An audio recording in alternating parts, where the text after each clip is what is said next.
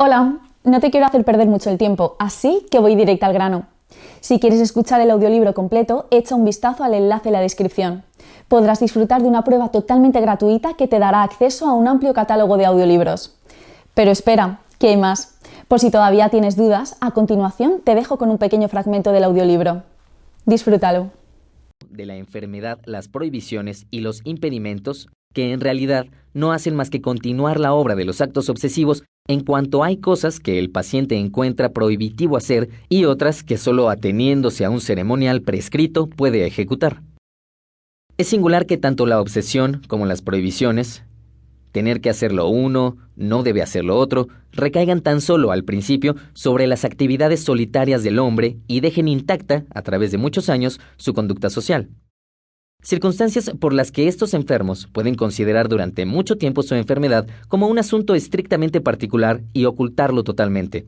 Así, el número de personas que padecen estas formas de neurosis obsesivas es mucho mayor del que llega al conocimiento de los médicos.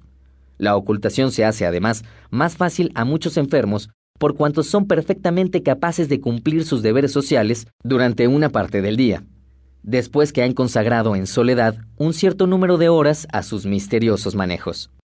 No es difícil apreciar en qué consiste la analogía del ceremonial neurótico con los actos sagrados del rito religioso. Consiste en el temor que surge en la conciencia en caso de omisión, en la exclusión total de toda otra actividad, prohibición de la perturbación y en la concienzuda minuciosidad de la ejecución. Pero también son evidentes las diferencias, algunas de las cuales resaltan con tal fuerza que hacen sacrílega la comparación. Así son, en su gran diversidad individual, los actos ceremoniales frente a la estereotipia del rito y el carácter privado de los mismos frente a la publicidad y la comunidad de las prácticas religiosas. Pero sobre todo, el hecho de que los detalles del ceremonial religioso tienen un sentido y una significación simbólica la diferencia de los del ceremonial neurótico que parecen insensatos y absurdos. La neurosis obsesiva representa en este punto una caricatura, cómica y triste a medias, de una religión privada.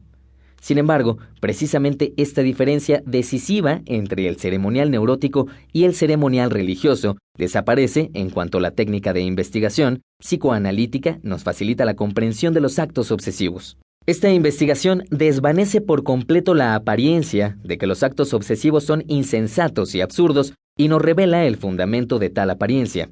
Averiguamos que los actos obsesivos entrañan en sí y en todos sus detalles un sentido. Se hallan al servicio de importantes intereses de la personalidad y dan expresión y vivencia cuyo efecto perdura en la misma y a pensamientos cargados de afecto. Y esto de dos maneras distintas, como representaciones directas o como representaciones simbólicas, debiendo por tanto ser interpretadas históricamente en el primer caso y simbólicamente en el segundo. A las personas familiarizadas ya con los resultados de la investigación psicoanalítica de las psiconeurosis no les sorprenderá leer que lo representado por medio de los actos obsesivos o el ceremonial se derivan de la experiencia más íntima del sujeto, sobre todo de su experiencia sexual. Una joven, sometida a observación por mí, padecía la obsesión de dar varias vueltas con la palangana llena en las manos inmediatamente después de lavarse.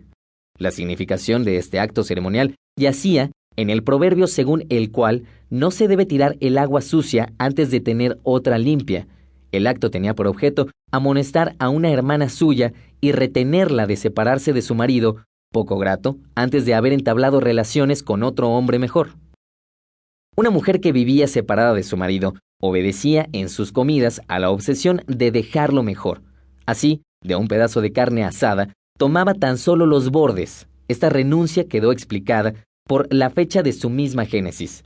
Había surgido, en efecto, al día siguiente de haber notificado a su marido la separación de cuerpos, esto es, de haber renunciado a lo mejor.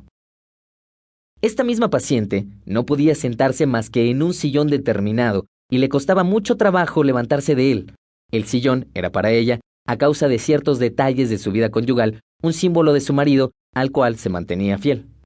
Como explicación de su obsesión, halló la frase siguiente: «Es tan difícil separarse de algo, hombre sillón, en el que ha estado una sentada».